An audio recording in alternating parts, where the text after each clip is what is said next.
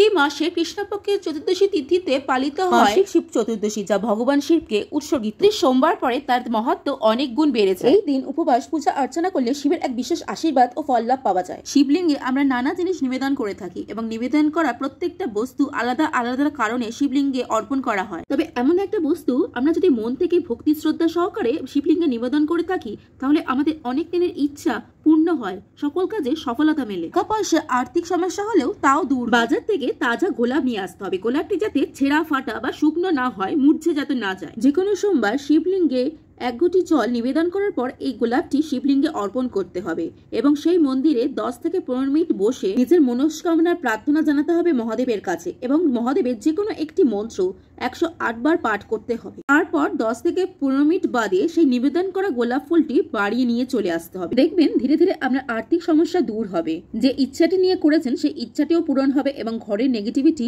সম্পূর্ণ দূর হবে। চ্যানেলটিকে সাবস্ক্রাইব করে পাশে থাকবেন। হর হর।